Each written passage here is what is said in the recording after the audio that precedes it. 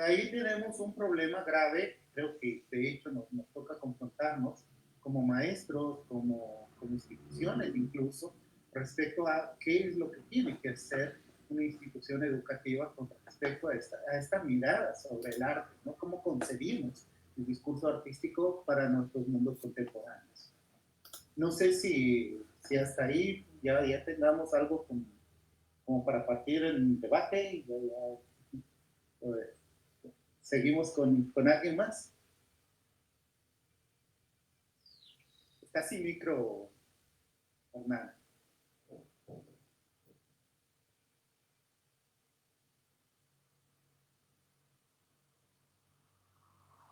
Ya, ahí parece que está bien. Disculpará, mi ignorancia tecnológica es profunda y me gusta que sea así.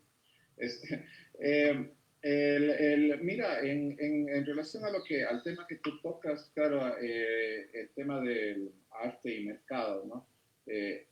Claro, yo creo que ahí vale la pena tomar en cuenta este famoso, creo que es uno de los iniciadores de la posmodernidad, el texto de Lyotard, La condición posmoderna, informe sobre el saber, que abre el debate sobre el tema del rol mismo de la universidad, ¿no?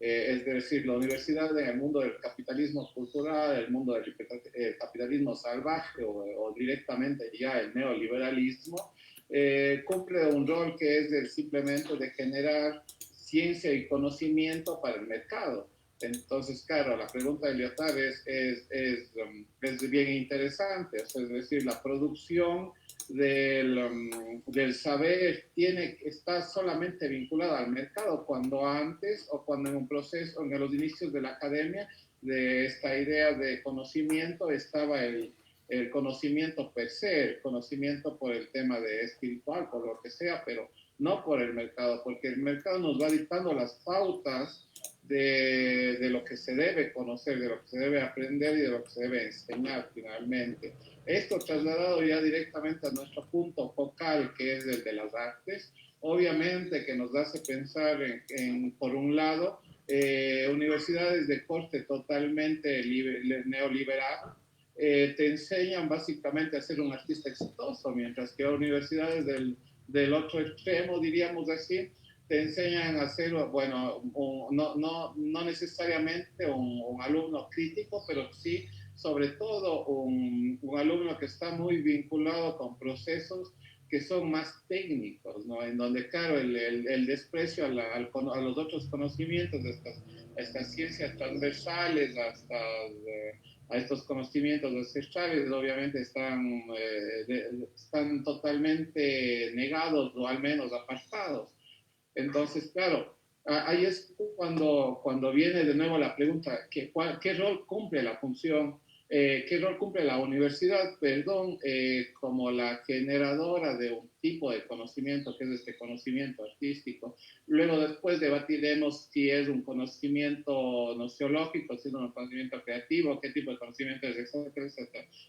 Quedémonos en el acto de que la universidad tiene que transmitir un tipo de conocimiento. Arturo, tal vez tú...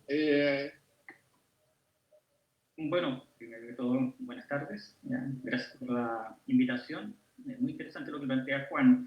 La convocatoria dice arte, universidad y sociedad, y yo lo veo como un enunciado radial, donde el arte lo central, ya la universidad vendría siendo el marco y la sociedad igual vendría siendo el gran contexto. ¿Ya? En lo que a mí respecta, creo que la relación del arte con la universidad es paradigmática.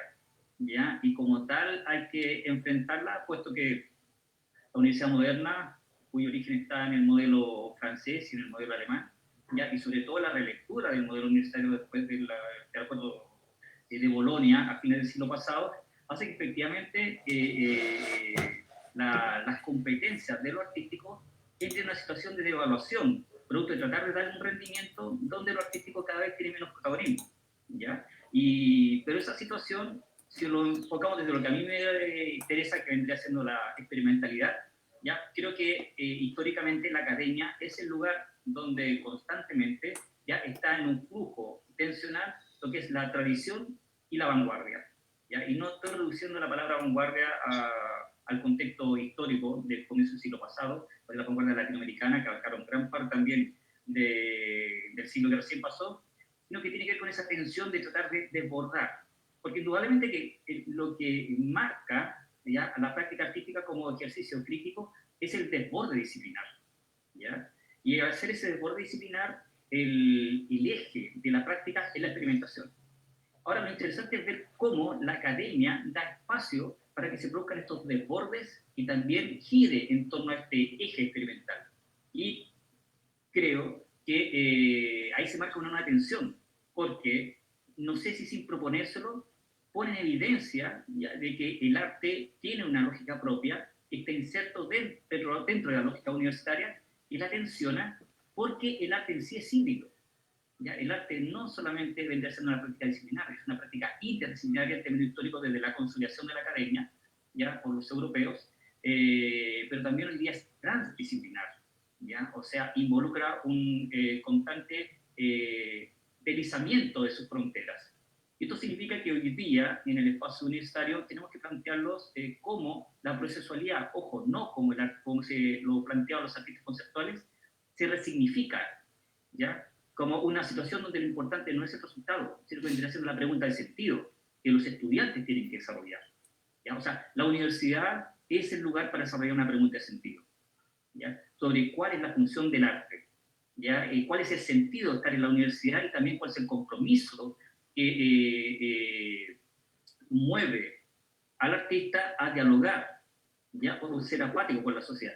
Y esto me lleva también a la situación de dos enunciados. O sea, quizás la misión de la universidad en el siglo XXI es crear artistas universitarios. O sea, artistas que perfeccionen la pretensión histórica de que los artistas son algo más que artesanos o técnicos. Cuestión que ya está en la base fundacional de la academia. También eludir los academicismos, o sea, los vicios de trabajar de manera cerrada, ya con poca permeabilidad. Y también creo que la responsabilidad de la universidad contemporánea es formar ciudadanos, o sea que los artistas también son ciudadanos. Ahora, digo toda esta cuestión y para cerrar y no extenderme mucho, porque en los últimos 20 años en este siglo hay una gran cantidad de términos que teóricos, en exposiciones, en el mundo del arte se ha tornado como frecuente. Y estoy pensando en el concepto de postproducción, altermodernismo, disculpen, estética relacional, que son las que plantea Borró desde hace 20 años. ¿Ya? Y que significa que el consumo ya no se diferencia de la producción. Entonces, ¿cómo el estudiante universitario de arte logra discernir esas fronteras que se diluyen por el consumo? ¿Ya? De manera formal, de manera crítica técnica, etc. Por otro lado, también hay, hace unos 10 años ya surge otra camada de términos que también es muy interesante para situarlo en el tema del arte y la universidad. Por ejemplo, el digimodernismo, ya de Alan Kirby, ya cuando él dice de qué manera la humanidad se fusiona con Internet, ya, y crea una nueva realidad que tienen que enfrentar los creadores y que ahora se pone en evidencia con la pandemia global.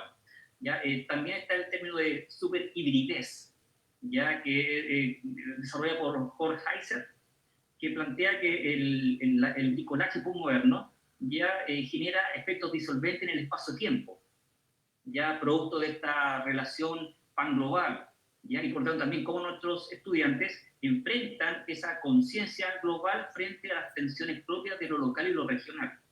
Y también este término muy conocido de lo contemporáneo, la pregunta por lo contemporáneo, que Agamben define muy nítidamente como la pregunta por el presente, pero no para identificar las luces, sino para percibir sus sombras.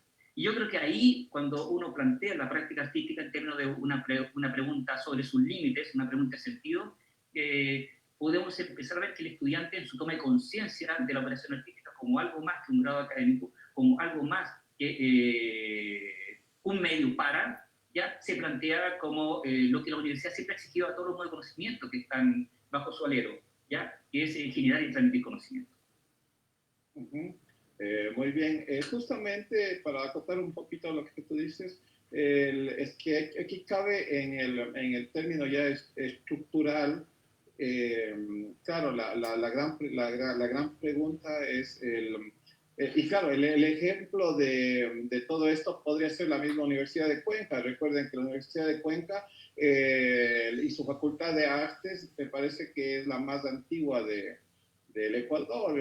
Nace como la maestranza, luego después se transforma en Academia de Bellas Artes, luego Escuela de Bellas Artes y luego termina siendo todo una infraestructura con decanato, 4 escuelas, etcétera, la escuela de diseño, de música, de artes y de escénicas.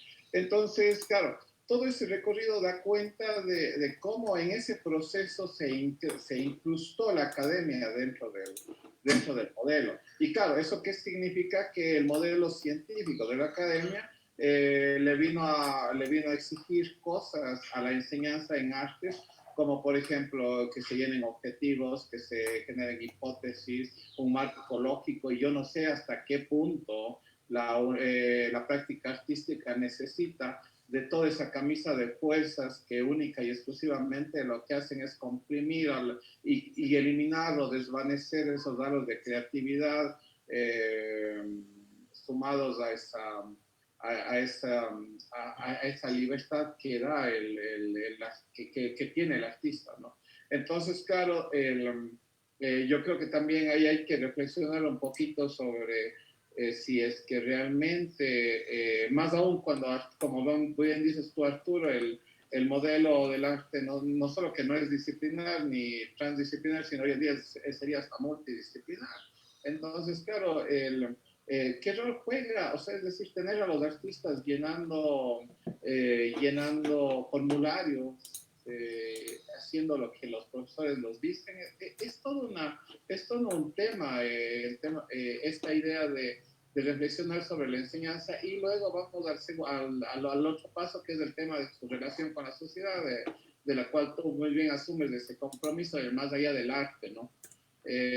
Tal vez Olmedo quiere comentar algo al respecto. Sí, muchas gracias a todos ustedes. Yo creo que el principal inconveniente, digamos, de las nuevas generaciones que están involucradas en el aprendizaje del arte, o sea, para mi modo de ver, es la falta de ideología, un poco como que ha perdido ese concepto ideológico, cualquiera que este sea, ¿no es cierto?, pero que no influye en su pensamiento y como tal utiliza los conocimientos para resolver ideas, obras de arte o cualquier ejercicio. Entonces, cuando no hay esa ideología, todo empieza a diluirse en viendo simplemente el mercado como un medio de supervivencia en el mundo del arte. Más se ha perdido el hecho del artista como centro de la producción de las ideas gráficas, ¿sí? Sino se ha convertido ahora en un centro de producción de economía. Entonces, como esa economía, ¿no es cierto?, y dependiendo en dónde estamos, en qué país estamos, la economía es más grande o más pequeña y que permite visualizar el mundo de la producción, porque si no hay economía, no hay producción, no hay ese circuito lógico de obra, mercado.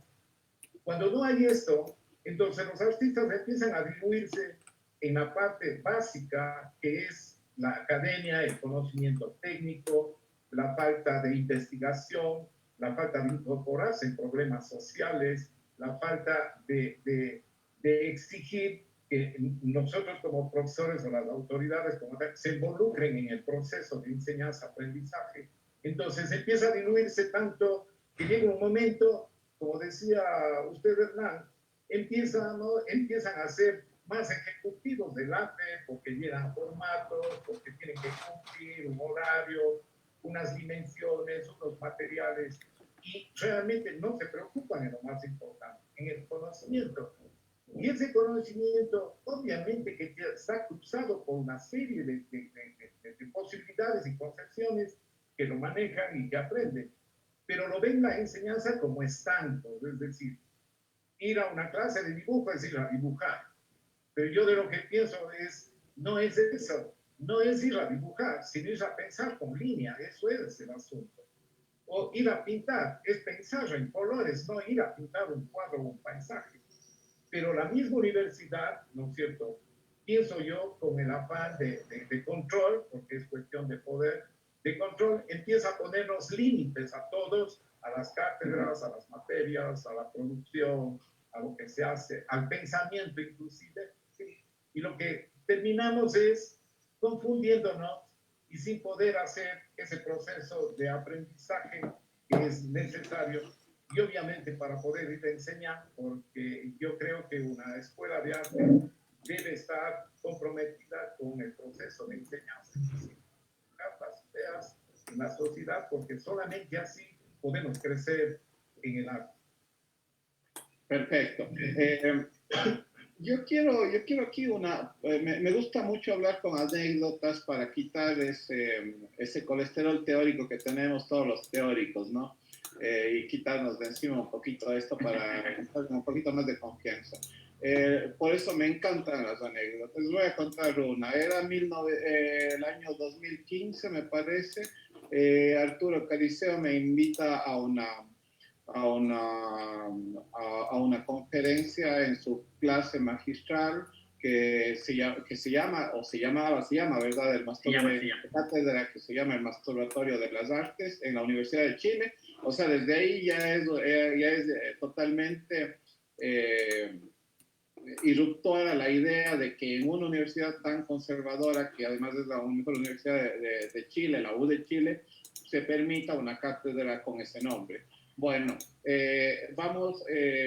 la cátedra consistía en subirnos a un bus, en el bus íbamos conversando y dialogando, me acuerdo sobre un play, me parece, y llegamos a las dunas de Viña del Mar. En Viña del Mar, los alumnos les lanzábamos hacia las dunas y ellos no podían parar y caían al infierno de ley, ¿no? Entonces, esa idea de caer y de caer, me parece a mí que es un método de enseñanza. Olmedo también estuvo en esa clase magistral.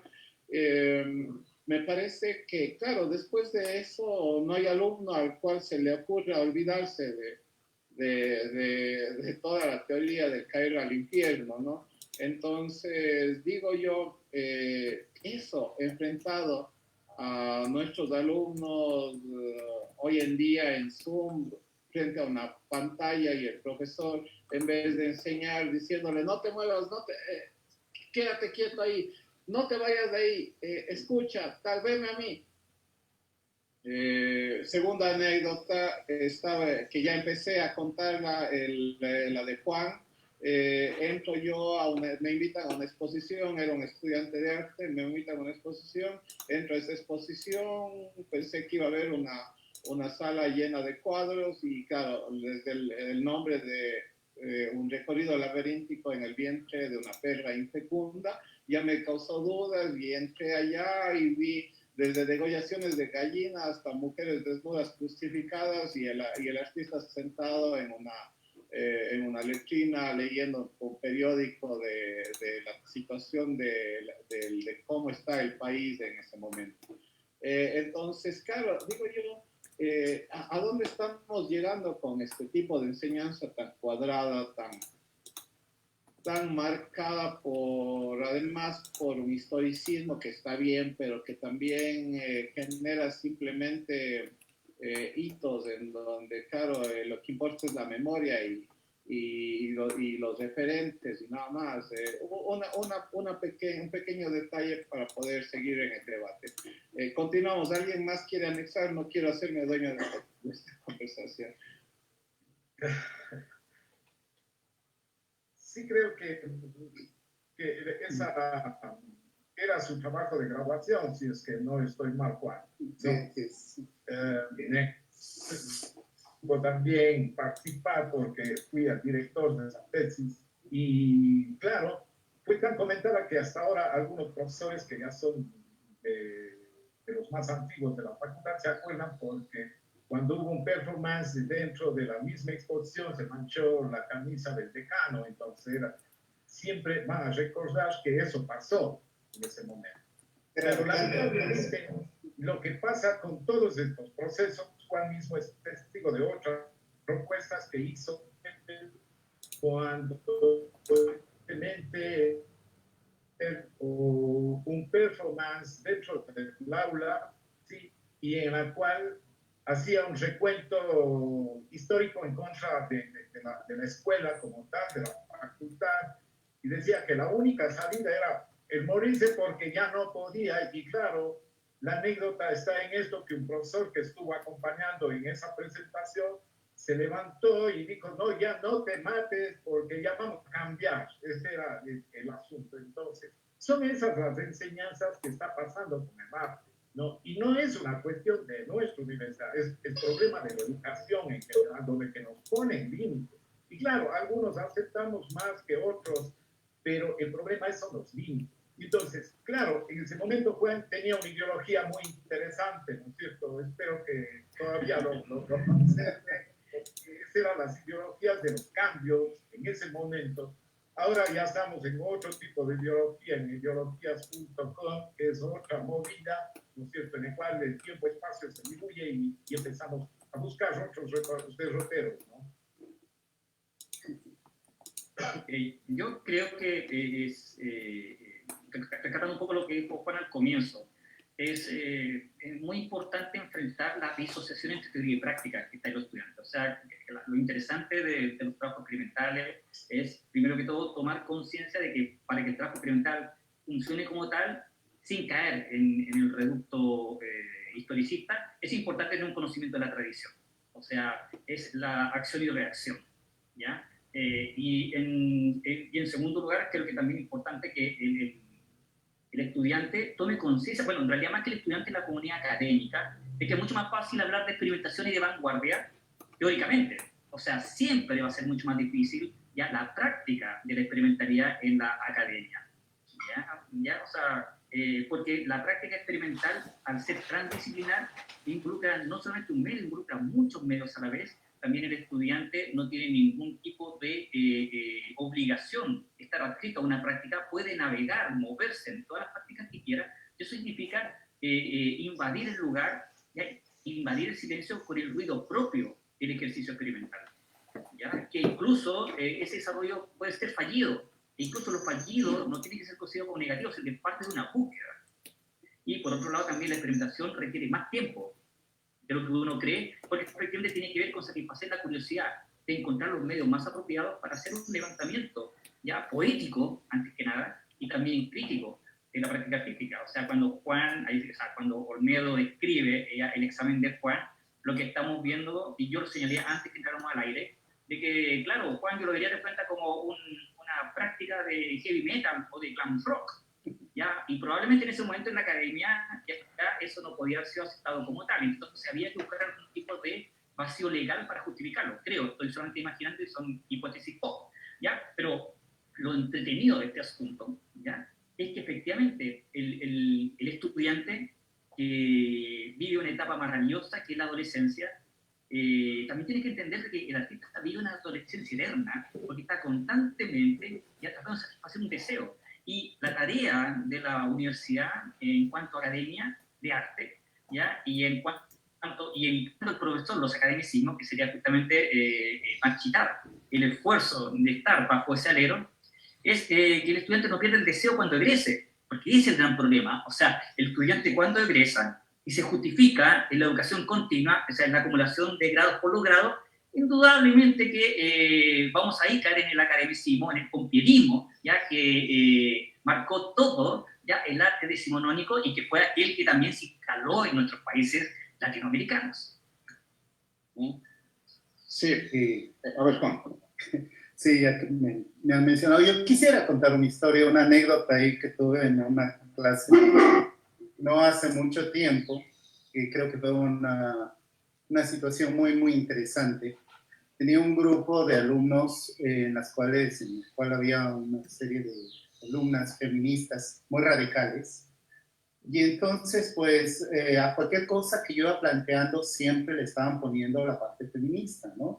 Pero a veces llegaban, eran radicales porque a veces llegaban a cosas que se salían, creo yo, Cosas como, por ejemplo, que el coyote de Boyce estaba sufriendo del síndrome de Estocolmo y que por eso creó esa relación de amistad con Boyce, ¿no?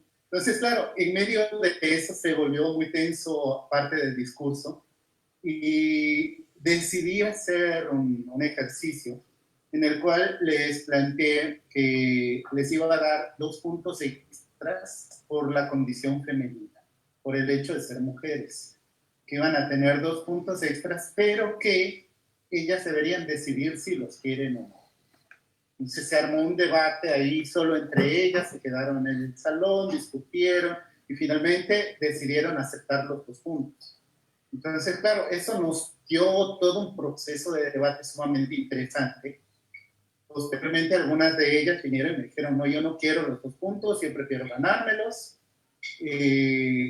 Otros alumnos, igual varones, vinieron y me dijeron, no, yo si quisiera los 2 puntos a mí también. Fue una situación muy extraña, ¿no? Se provocó un debate muy fuerte, yo les decía que tenía que ver con una situación de ética, y claro, hay un vínculo entre la estética y la ética que debería ser indisoluble, pero entraba en un conflicto muy fuerte. Era así como aceptar o no aceptar, me merezco o no, yo soy mujer, tengo que tener los 2 puntos, eso me da derecho, hemos sido transgredidas a través de toda la historia, y entonces, claro, ahora se me va a reconocer por lo menos con 2 puntitos. Entonces, fue un debate sumamente divertido, muy, muy interesante. Yo pensaba mucho en ese juego, en la posibilidad de provocar en los alumnos situaciones que no solo sean teóricas, sino que además las vinculen vitalmente, de alguna manera se sientan parte. Y claro, eso fue un debate fuerte en la clase, provocó muchas cosas. Y ahora que estabas mencionando de esto, Arturo, yo pensaba mucho en el problema del sentido de la universidad, ¿no? Porque de alguna forma una universidad crea licenciados en arte, en este caso en las carreras de arte, licenciados en arte, pero no artistas. Ser artista es otra dimensión, por supuesto, que no te reconoce un título, o sea, no es que te dan el título de artista, sino licenciado en artes.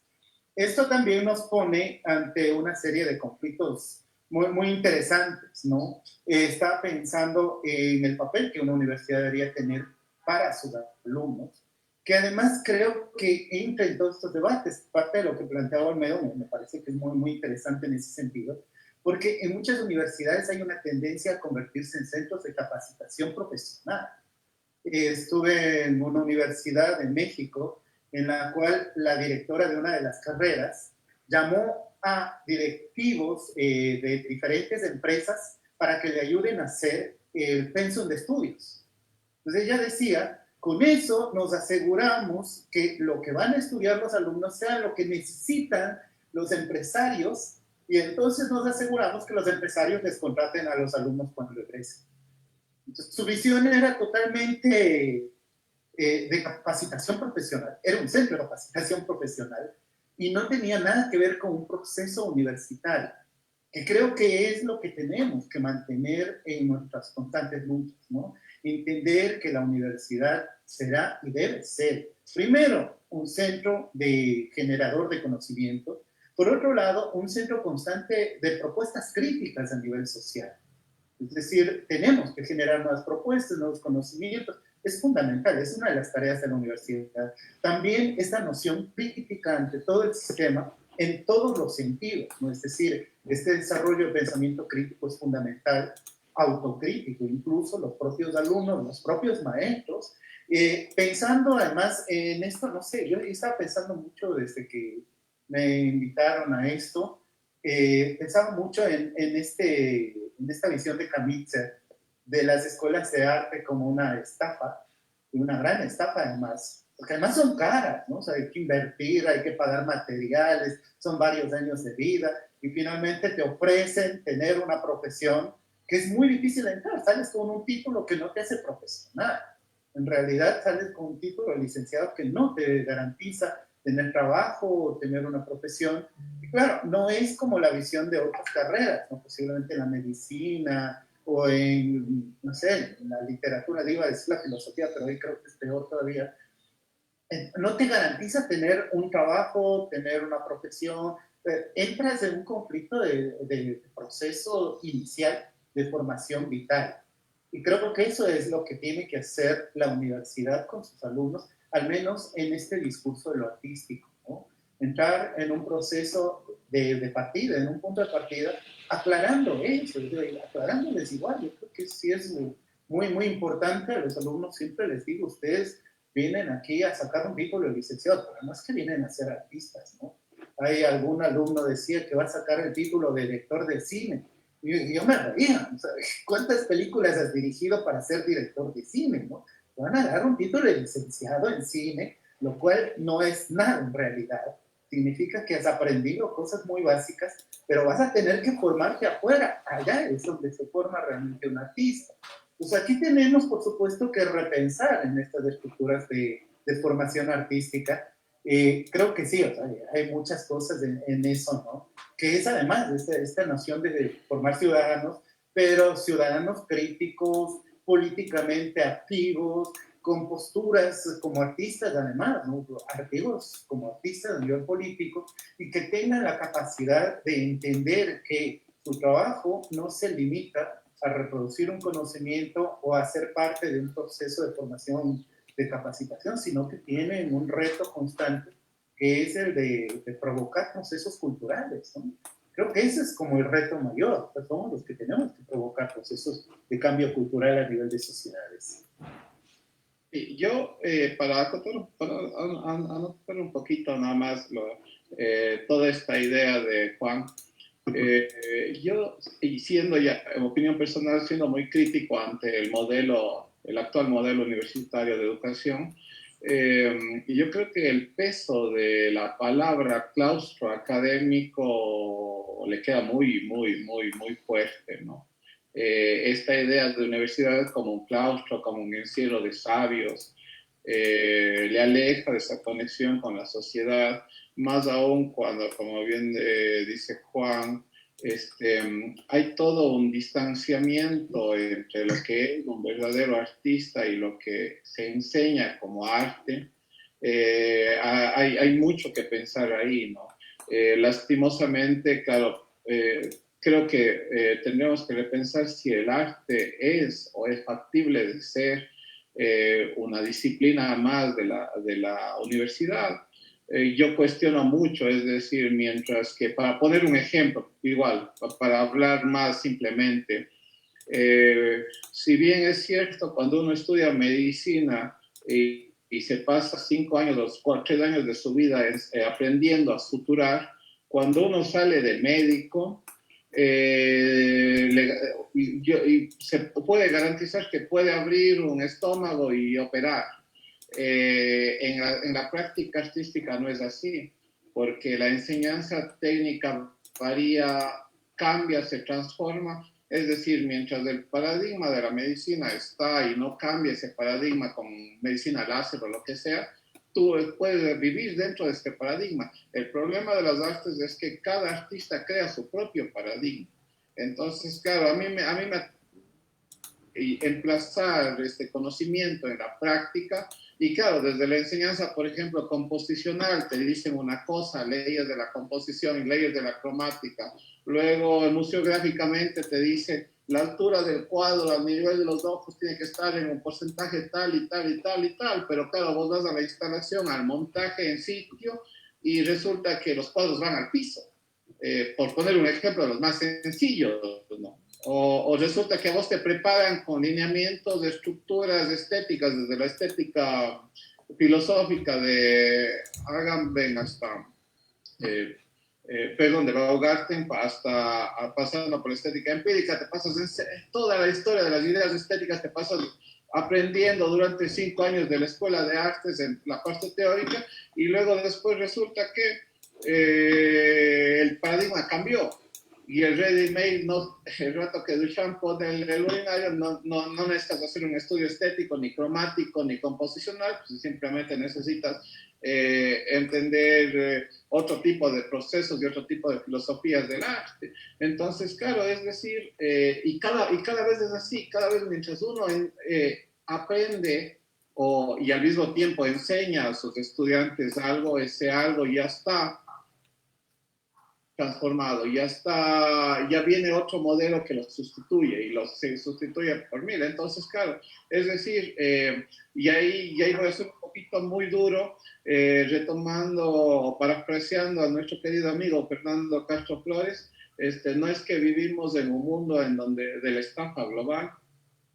O sea, es decir, mira, cuando coordinamos el posgrado en artes, el primer posgrado, la primera maestría que se hizo en este país, la maestría en artes, uno empieza a entender que, claro, hubo toda una lucha porque nosotros, yo como coordinador y también Olmedo, que fue uno de los alumnos, queríamos que se evalúe que la universidad y más que nada el antiguo, creo que era CONESUD, antes de CENACID, era época del CONESUD, nos exigía que las tesis de maestría tienen que tener 100 hojas de teoría, como mínimo cada tesis. Entonces, claro, nosotros decíamos que una maestría en artes puede estar reemplazada esas 100 hojas por una exposición, por una investigación,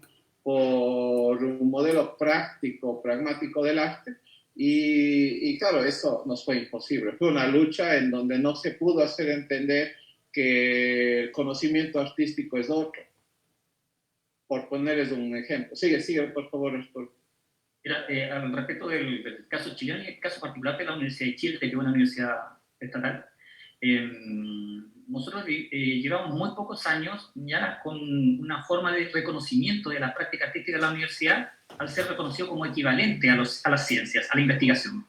O sea, después de 30 o 40 años de largos debates con las autoridades respectivas, hoy día la creación artística al interior de la universidad se considera equivalente a la investigación. Y eso es muy interesante porque nos permite a los creadores ya no tener ese complejo de inferioridad respecto a la teoría y tener que sobreutilizar los trabajos artísticos. O sea, crear una especie de pseudoconceptualismo. Claro. Ese es el gran problema de fondo, ya que indudablemente que el arte inserto dentro de la academia lo que está buscando es validarse como algo más que una mera técnica. Yo creo que es valioso siempre revisar el texto que dio Duchamp en el año 57, una conferencia que se llama ¿Es posible un artista universitario? Y él da ahí las razones de por qué es importante que el artista esté en la universidad. Es porque efectivamente para validarse y que efectivamente se le vea con mayor dignidad.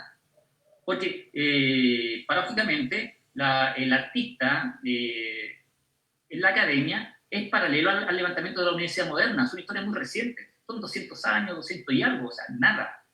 ¿Ya? O sea, la construcción de la academia tiene tranquilamente 400 años, ya son en Roma, a fines del siglo XVI, ¿te das cuenta? Pero el meollo del asunto es que todos nosotros estamos viviendo una historia que se está construyendo. O sea, lo que ocurre es que nuestra contemporaneidad, ya sea como académicos, ya, y los estudiantes en su propio rol, ya que van a la universidad a desarrollar estrategias de aprendizaje y enseñanza, ya les toca vivir justamente cómo todas las universidades latinoamericanas se acomodan ya a exigencias de acreditación donde lo artístico no importa, sino que solamente se está midiendo lo estrictamente universitario.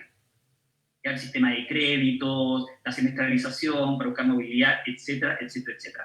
Pero la cuestión de fondo es si nosotros, como comunidad, somos capaces de entregarle a los estudiantes lo que ellos están buscando, que es información relevante. ¿Ya? Y también darle el espacio para desarrollar metodologías que puedan aplicar en el futuro, ya sea como gente que aprecia el arte, licenciado en arte, ¿ya? O bien, efectivamente, cuando alguien quiere hipotecar su vida de cuenta en un trabajo artístico. Cosa que después mire en retrospectiva hacia su paso por la universidad y valore ya las herramientas que le entrega la institución. Ahora, por otro lado, también es importante que los mismos académicos también boicotean la propia academia. O sea, creo que esa cuestión la tienen súper claro todos los científicos, ¿ya? O sea, porque según estos tipos, en vez de construir, destruyen. Y ya, yo creo que hay que cambiar el switch, ¿ya? O sea, estamos viviendo una situación de mutación, ya constante. O sea, se nos suma la urgencia de las escuelas de arte en una tradición muy pequeña Y por otro lado se está buscando, insisto, la acreditación planetaria de las carreras. Y simultáneamente que nosotros vivimos en lugares geopolíticamente hablando, donde el desarrollo de las artes es bastante sacrificado para todas las partes. Lo que pasa un poquito es que hay mi duda, estoy totalmente de acuerdo con lo que tú dices, Arturo, pero es que ahí se forma una paradoja incompatible total, ¿no? Que es o un mundo paralelo, que es el tema o de agujero de gusano. Sí, ese es el mundo del que estoy hablando. Claro, que en donde, claro, es muy... ¿Cómo lograr, mientras que hay una carrera casi militar con el tema de los títulos académicos, que se nos exige a los académicos, es decir, ya te estás inventando un doctor, luego se inventan un postdoctor, luego el postdoctor, y se va así, en una escala así.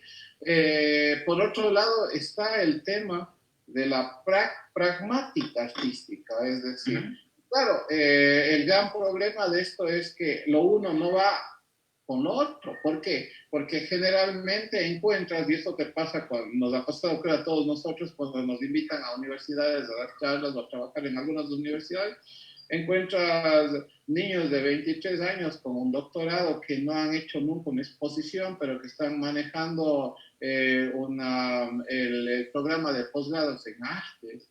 Y por otro lado, artistas con un nombre increíble, con obra reconocida internacionalmente, que no pueden dar siquiera una charla en la universidad porque no tienen su título. Entonces, claro, ese tipo de cosas nos hacen repensar, y claro, obviamente, ahora que estamos hablando en este ámbito desde la academia, pensar en cómo saltarnos de este tipo de aparatos burocráticos que muchas de las veces en vez de ayudar hacen daño a la misma academia y obviamente como reflejo a sus alumnos, ¿no? Pero Hernán, perdón, yo creo que eso tiene también, digo, el mismo conflicto, ¿no? Muchos problemas de por medio. Uno de los mayores problemas, digo, la Universidad de las Artes fue la que asumió esta posibilidad de legitimar las carreras artísticas de muchos artistas profesionales para que puedan revalidar su título profesional. Pero yo creo que uno de los problemas que tenemos, a mí me pasa y me parece triste además dentro de la universidad, con muchos artistas que han podido entrar y estar dando clases a pesar de no tener un título académico, aquí en la universidad.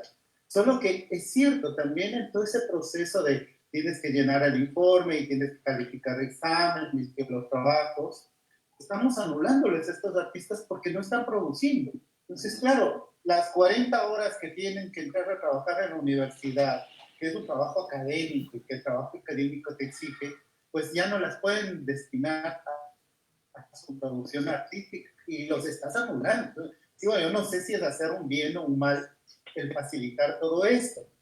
Digo, yo creo que sí, o sea, deberían estar dando cursos, talleres, cosas paralelas que no vayan dentro de la estructura formal y que permitan que de alguna manera pues, ese conocimiento tan valioso que tienen, su propia experiencia, no se vaya a perder. Pero ponerlos a trabajar por un salario y ponerlos a trabajar llenando informes y en la burocracia de la academia, pues tampoco tiene sentido, ¿no? Creo que eso no es muy beneficioso para la producción artística.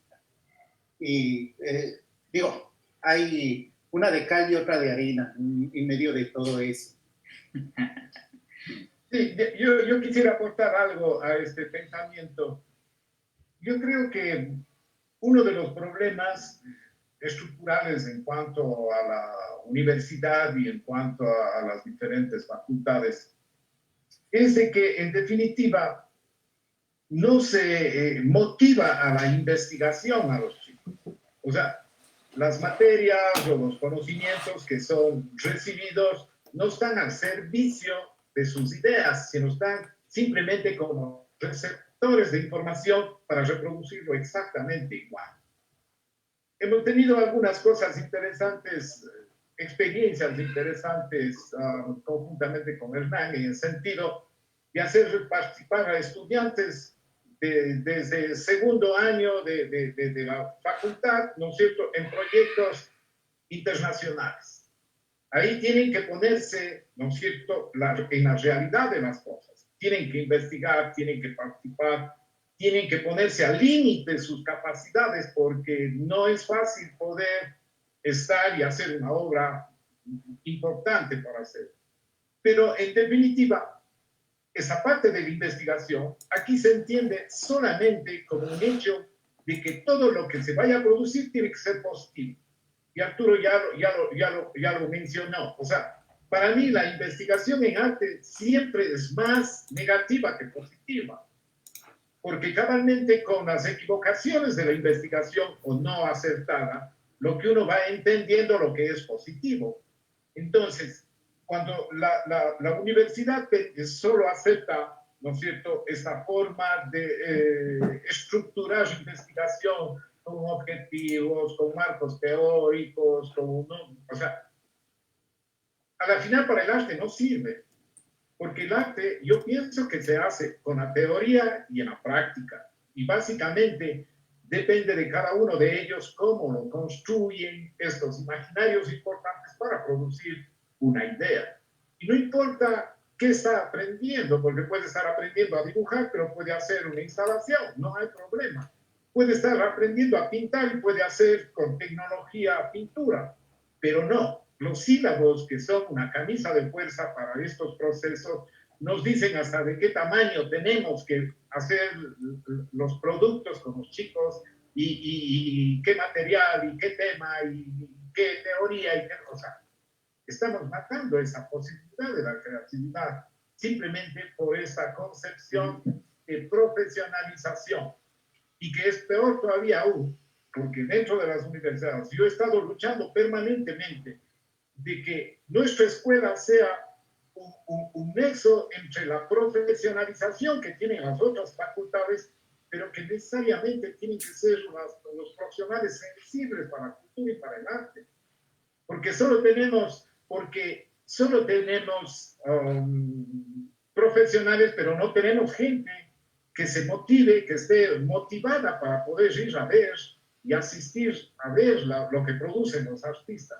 Entonces, son muy buenos profesionales, pero no son nada cultos. Y ese es el gran problema de nuestra sociedad. Hablo de la que conozco, ¿no? Porque si hay otras sociedades que son importantes, importantísimas, donde que hay que cerrar la puerta que no sigan entrando la gente, ¿no? O sea, es otras circunstancias, ¿no? ¿Querías decir algo? Sí, no, indudablemente que el tema de fondo es cómo se piensa la educación artística en la universidad bajo un parámetro local, entre cada uno de nuestros países, regional y global. Indudablemente que ahí está un poco la complejidad, la sombra, ¿no? No podemos pensar, no hay una respuesta absoluta, ¿ya? Sino que cualquier intento de respuesta siempre va a ser compleja. Y ahora, lo importante en todo caso creo que es estimular en el estudiante y en la propia comunidad la necesidad de hacerse preguntas. Porque yo creo que particularmente es urgente preguntarnos quién gana con esta burocracia. Porque normalmente no están ganando los artistas. Entonces, ¿quién gana? ¿Por qué se crean estos mecanismos? ¿Con qué propósito? Teniendo al lado de cuenta lo que los mismos artistas han realizado en el transcurso de centurias y que levantan ya toda una realidad. ¿Ya? Entonces, la realidad del arte versus ya las utopías institucionales. Yo creo que son dos cuestiones que hay que analizar en esa complejidad, contrastarlas, pero también al estudiante ya situarlo en que se haga esas preguntas a partir de lo que está haciendo. ¿Ya? Porque indudablemente que algo que es vanguardia en un país posiblemente en la región no lo sea. ¿Ya? Lo que nosotros vemos como novedoso depende de una gran cantidad de factores. Y el gran elemento, el principal lastre que tenemos los artistas en nuestra región es que trabajamos con mínimos recursos, hay problemas logísticos muy serios y también institucionales, ¿ya? Porque lo contemporáneo involucra ¿ya? Un costo muy alto. Pero por otro lado también, como el siglo pasado, instala lo efímero, ¿ya? Como un recurso estético, artístico, ¿ya? crítico, pero también complaciente. Y también es bien importante situar de que la pregunta por desborde no solamente va hacia la cuestión crítica en términos de un rigor analítico, también tenemos que analizar ese desborde respecto a lo banal, respecto a la autocomplacencia. O sea, de qué manera también nosotros detectamos focos de autocomplacencia, de banalidad dentro del mundo del arte para también ver cómo eso se desmonta a través de preguntas cuyo objetivo es trazar respuestas siempre abiertas. Sí, claro. Tú tocaste algo que es muy interesante, Arturo, y es el tema también de los sílabos, de los currículos, de cómo se implementa y cómo, o sea, y cómo luchar ante eso. Me refiero exclusivamente a cómo el modelo universal, casi transnacional, nos viene como comida rápida, ¿no? Como un sílabo en donde nosotros tenemos que adaptarnos a una historia universal. Ya desde la palabra universal es bien molesta, pues, ¿no? Historia universal del arte, o sea, lo estamos excluidos. Viene implícito ahí todo un sílabo de enseñanza, un paquete que no nos permite ir más allá de las fronteras. Y claro, eso hace que ciudades de provincia, como es Cuenca, como son las mayoría de ciudades que no son capitales y que no tienen por qué serlo, además, tienen que adaptarse a formatos que no le caben por ningún lado, ¿no? Es decir, con historias descontextualizados, con modelos propios de museos que no los tenemos. Es decir, cuando a nosotros se nos enseña montaje, se nos enseña a montar en megamuseos. Pero encuentro pues, un megamuseo en Ecuador, encuentro un megamuseo en Latinoamérica, o sea, y si lo encuentras, te aseguro que están 10 millones de artistas queriendo una sala para exponer. Entonces muy probablemente si expones una vez en tu vida en ese museo estará bien, tendrás suerte. Entonces, claro, es decir, ahí hay una historia, o sea, claro, hay que entender que la obra de Beuys, para ejemplificar, es una obra que obedece a un contexto, a una guerra, a una segunda guerra, el Pietro, el ni sé qué, y todo eso corresponde a algo que no lo vivimos. El tema del arte relacional, que también se ha tocado aquí, todo lo contrario, nosotros lo vivimos bajo nuestras precariedades mucho antes que Bourdieu, ¿no? Es decir, nosotros, nuestra manera de existencia, diría yo, es con arte relacional sin pensarla, ¿no? Tal como lo fue la reflexión del performance en los 60, o sea, mientras que se estaba descubriendo en Occidente céntrico el performance, los ritos y los bailes de acá ya eran performáticos, pues, y habrá que ver cuál es la conexión, cuál no, de qué sirve, de qué no sirve. Es decir, todos nosotros somos performáticos y somos relacionales antes de que alguien nos venga a decir que somos performáticos y relacionales. De hecho, lo relacional en nuestra forma de vida es de todos los días, porque es la única forma que países latinoamericanos como los nuestros nos permite subsistir. Entonces, claro, eso hace que tengamos que adaptarnos a unas historias que no son las nuestras.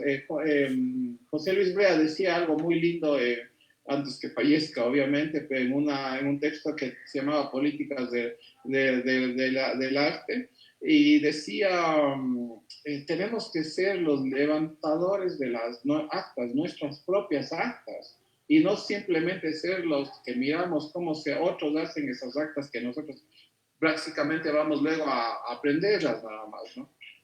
¿Alguien tiene algo que decir al respecto? Juan. Yo también, creo, no sé, eso que acabas de plantear creo que es sumamente importante porque uno de los problemas que tenemos, por ejemplo, es que no tenemos una carrera de historia del arte establecida dentro del país. No tenemos nuestras historias. La historia del arte en el Ecuador no existe. Es superficial, es inexistente. Creo que uno de nuestros mayores conflictos es ese, ¿no? Y además una de las cosas que se ha planteado es que mientras no se escribe, no existe. Entonces, claro, todo lo que está sucediendo en nuestro país en cuanto a arte está perdiéndose constantemente porque no hay registro, no hay quien escriba, no hay preparación de profesionales tampoco en ese sentido, no hay historiadores del arte. Ahí tenemos un problema grave. Estaba pensando en lo otro también, ¿no? No sé, tenemos en la Universidad de las Artes tenemos un departamento transversal. Un departamento transversal que imparte varias materias en todas las carreras. El problema que tiene ese departamento es que no está vinculado con las carreras. Es decir, las carreras llegan, arman sus planes de estudio y dejan separado el espacio, casi en negro, ¿sí? Esto no se toca, eso es de transversal, ¿no? Pues no hay transversalidad en realidad, porque no están vinculándose. Entonces, ahí tenemos un conflicto. Sin embargo, suceden otras cosas que son muy interesantes. Como en esas materias de transversal se cruzan alumnos de diferentes carreras, de una forma casi natural, ellos comienzan a producir propuestas artísticas conjuntas. Y claro, ahí tienes al de literatura que puede hacer un aporte de guión para el de cine, y el de cine necesita el actor de teatro, y el de teatro necesita músicos que pongan el fondo. Y entonces, claro, comienzas a jugar en un proceso de transversalidad, que es un proceso que debería darse de forma natural y no forzada, y un poco es lo que se está logrando. Creo que es parte además de esta búsqueda, ¿no? Ahora, el problema es que esa transversalidad se queda también dentro del ámbito de la Universidad de las Artes, porque igual creo que esa transversalidad tiene que darse con los ámbitos de la ciencia. Deberíamos estar trabajando en robótica, nanotecnología y un montón de cosas así. Uno de los campos de estudio que estoy trabajando es teoría del caos, estoy vinculando con el discurso artístico, pero claro, es como una cosa que no tiene nada que ver aquí, nadie me hace caso, nadie me toma en cuenta, porque igual es un tema que a nadie le interesa o le parece preocupante para este mundo en el cual todavía mantenemos nuestros esquemas de clasificatorios muy, muy cerrados, ¿no? Necesitamos ir produciendo, pero creo que es parte del desarrollar políticas culturales dentro del país, que es lo que nos está faltando, ¿no? No hay una política cultural, no hay una visión de lo que se tiene que hacer, no hay una inversión en ese sentido, por supuesto. Pero hay mucho por hacer, creo que tenemos un montón de cosas pendientes. No sé cómo estén allá, digo, pero uno de los problemas que sí tenemos como latinoamericanos es que los artistas que se logran desprender y ser reconocidos a nivel internacional son muy pocos. Casi no se pueden meter en el ámbito internacional. Nuestros artistas siempre son ya del pasado. Digo, fuera del país preguntas a quién conocen de arte ecuatoriano y te hablan de Guayasamín, ¿no? Y de Julio Jaramillo. Entonces, claro, o sea, estábamos así en los 60, no hemos avanzado desde ahí y tenemos muchos retos. Yo creo que parte del trabajo que hay que desarrollar dentro de las universidades justamente es afrontar esos retos, que es un trabajo de doble lado, ¿no? O sea, sí se necesita esta cosa del profesor, del trabajo de hormiga, del estar tratando de cambiar, de generar otras formas de clases, de conocimiento, pero también necesitamos una estructura general, proyectos generales a nivel de país, a nivel cultural. Duro. Gracias, Juan. Que ya vamos con Arturo. Solamente una cosa interesante, claro, efectivamente, como tú bien dices, lo que no se escribe no hace historia, ¿no? O en palabras de reggaetoneros, si no me acuerdo, no pasó. Pasó con Arturo. Bueno, lo que pasa es que lo que hay que cultivar en los estudiantes y también en la misma comunidad artística es a no tener miedo. O sea, creo que lo que está súper instalado en la cabeza de los académicos, en la cabeza de los artistas, es mucho miedo.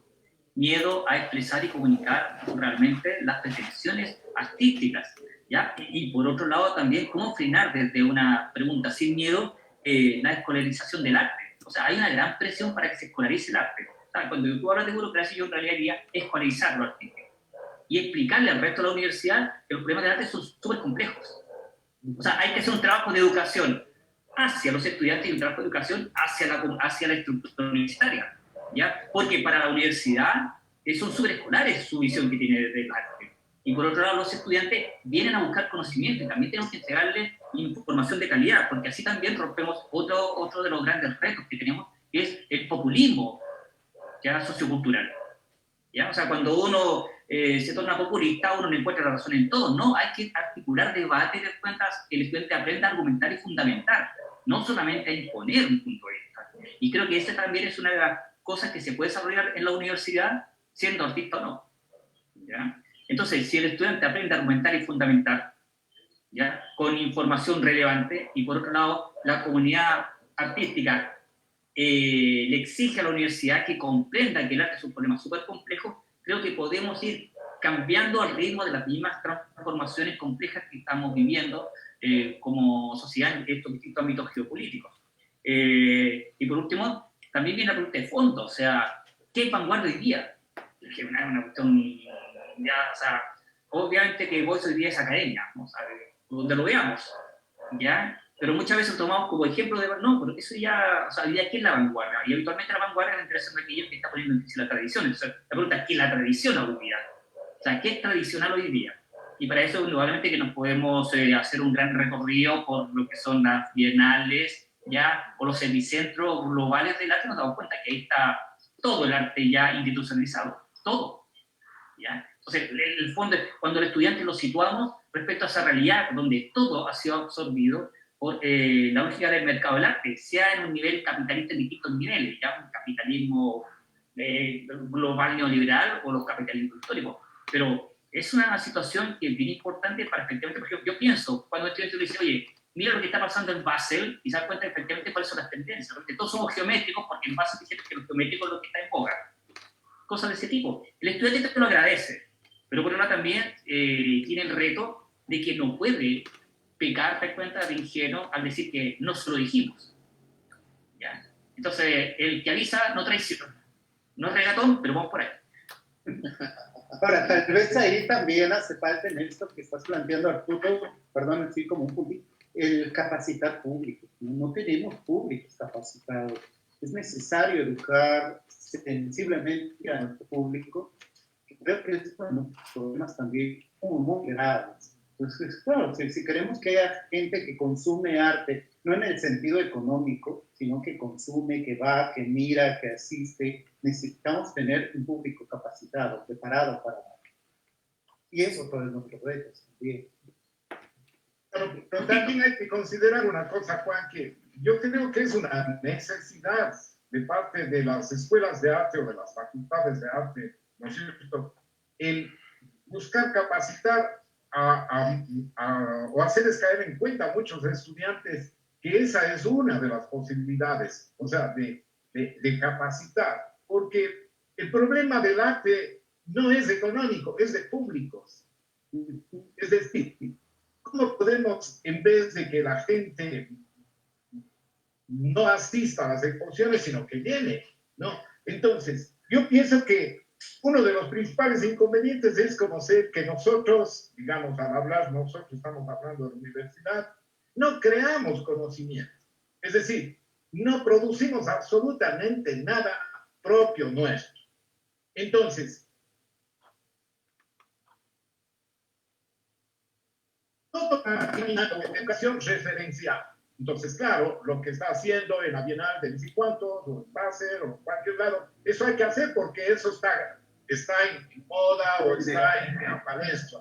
Entonces, y peor aún, porque hay críticos de arte o gente involucrada en arte que le hacen juego a ese pensamiento. Entonces, es muy difícil el poder regresar o hacer una regresión frente a nuestros propios pensamientos autóctonos, locales, nacionales, y producir. Pero lamentablemente cuando producimos eso, tenemos un grave problema, que es que todo se compara con Europa o con Estados Unidos, ¿no?, con las grandes espacios. Entonces, nosotros mismos lo que estamos es minimizando nuestra propia capacidad. Cuando tú dices, o sea, ¿en dónde están los artistas latinoamericanos?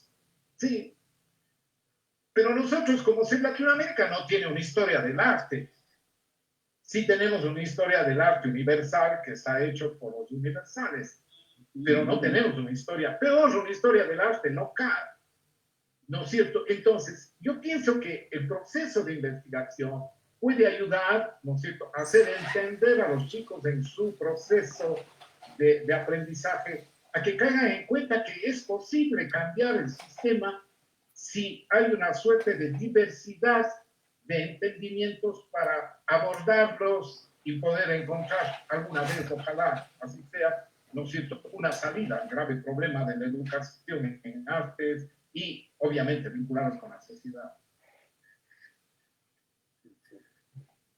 Arturo. Claro, lo que dice Olmedo es bastante cierto. Yo creo en todo caso que los jóvenes, y nosotros también cuando éramos jóvenes, siempre respiramos el aire de época.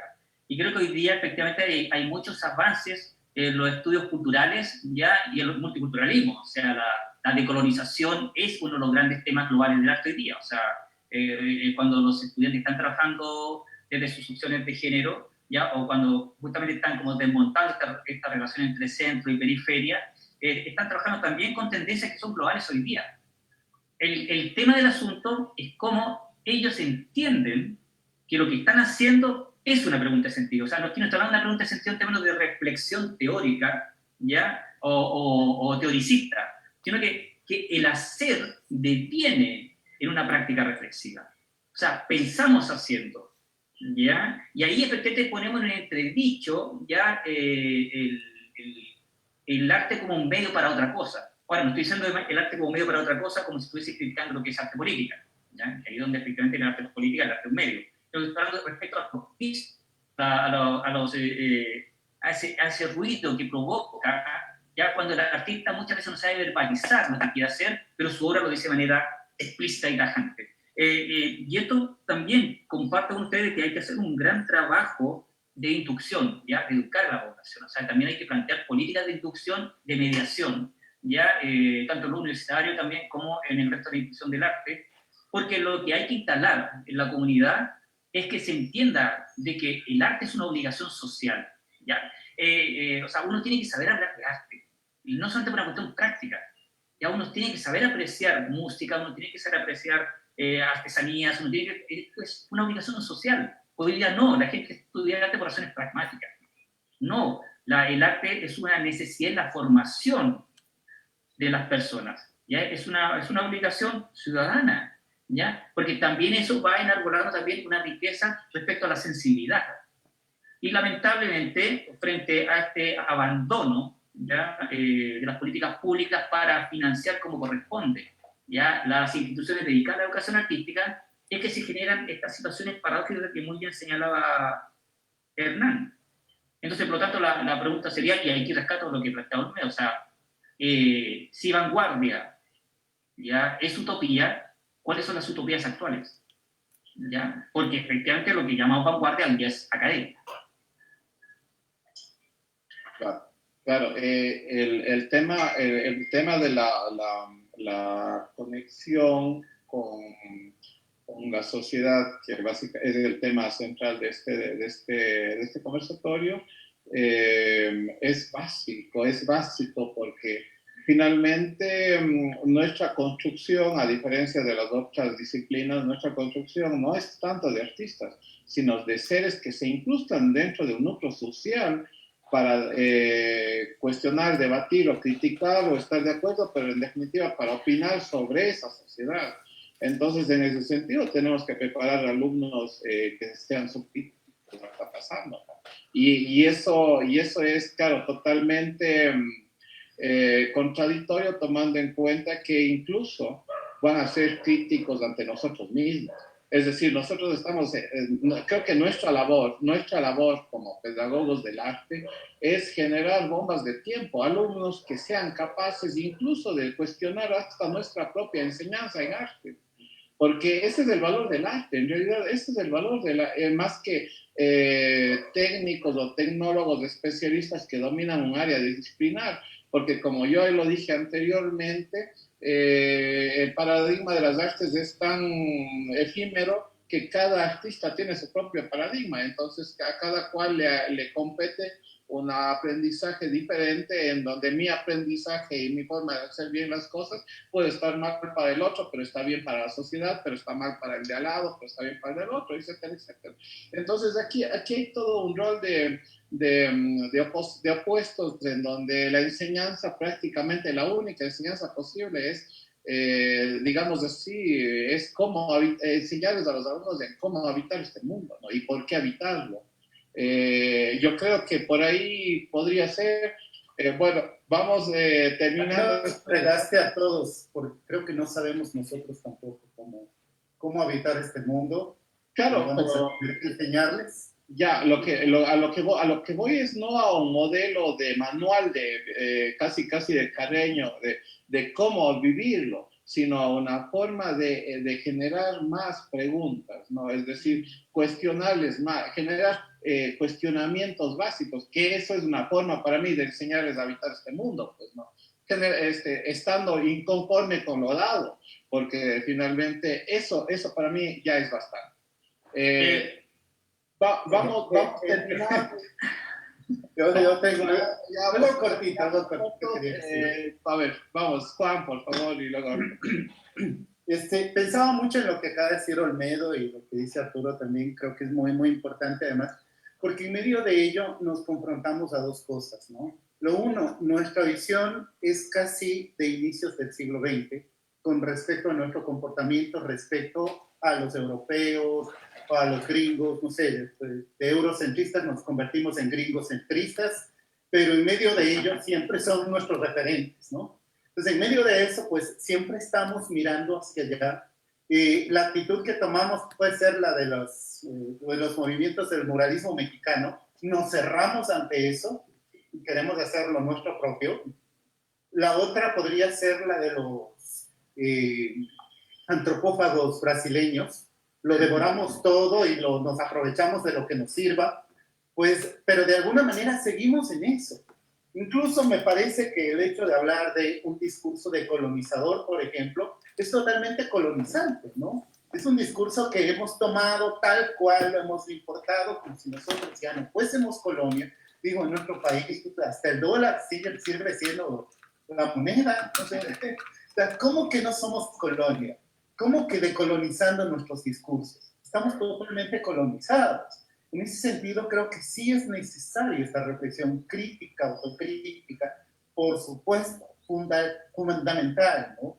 Es muy importante, creo yo, que retomemos una serie de cosas, tal vez ampliarnos, tal vez poder fusionar cosas. En medio de eso, a eso me refería un poco con esto de las políticas, ¿no? Entender qué es lo que queremos hacer, qué es lo que podemos hacer en todo esto. Si debemos desechar una cosa o la otra, o podemos alimentarnos de todo, o preferimos aislarnos y quedarnos acá fuera de todo y hacer lo propio nuestro y comenzamos a retomar otra vez lo indígena, lo popular, que es algo que también ya lo han hecho en discursos allá. En ese sentido, tal vez sí tenemos que entrar en este discurso global de globalización, de comenzar a dialogar al tú por tú, ¿no? Ya no ser los otros menos, disminuidos, invisibles, inexistentes, sino más bien entrar en este juego de ser desconocidos, pero porque estamos dialogando al mismo nivel, no como menos, que es como siempre nos vieron, ¿no? Pues tal vez eso sí es importante, entrar en el juego, sí, creo que es uno de nuestros problemas, los miedos que todavía mantenemos, entrar en este juego sin miedo, meternos sin ningún conflicto, ¿no? Siempre hay el temor de equivocarse, y creo que es porque todavía seguimos con el sistema de la calificación, del sistema de valoración de la obra artística, del ponerle la nota de las pruebas del semestre. O sea, todavía hay ese juego donde el alumno cree que va a fallar en una propuesta artística y no entiende todo el compromiso ideológico que debe tener. Ahí, obviamente, nuevamente regresamos al discurso de las ideologías que Olmedo planteaba en un primer momento, ¿no? Pero el discurso ideológico tiene que ser en ese sentido, liberarnos un poco de nuestro conflicto de minoridad, creo que es algo que nos mantiene todavía así aprisionados, que a veces es más nuestro que de fuera, ¿no? Y comenzar a construir, a proponer, a lanzarnos sin miedo a ver qué pasa, ¿no? Gracias, Juan. Turo, brevemente. Sí. Yo creo que la tarea pendiente efectivamente es erradicar la ansiedad ya de la institución artística. Es un espacio de mucha ansiedad y también un espacio bastante como doloroso, por tanto hay que trabajar mucho en ello y no olvidar de que siempre una escuela de arte huele a espíritu adolescente. Oh, muy bien. Olmedo. Sí, yo creo que una de las labores que las escuelas de arte tienen que hacer primero, discutir a todo nivel y dejarnos de individualismos y de pensamientos únicos y de gurús, ¿no? Porque a veces ahí caemos en que alguien viene a querer imponer su razón. Si bien él puede tener una razón pequeña, pero todos tenemos razón, porque todos tenemos nuestras necesidades de poder construir y confrontar las ideas.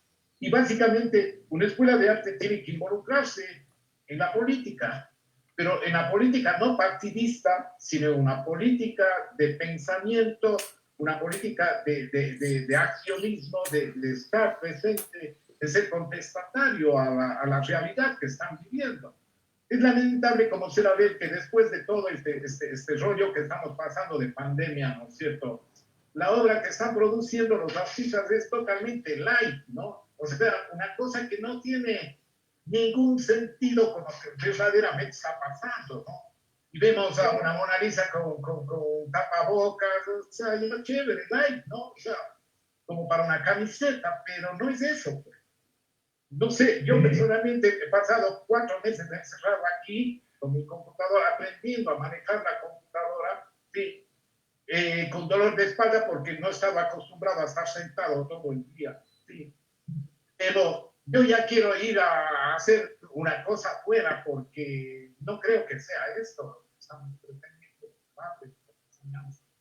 Entonces, yo creo que es importante la reflexión y poder generar eso en nuestros estudiantes, hacerles que entiendan que eso es muy importante.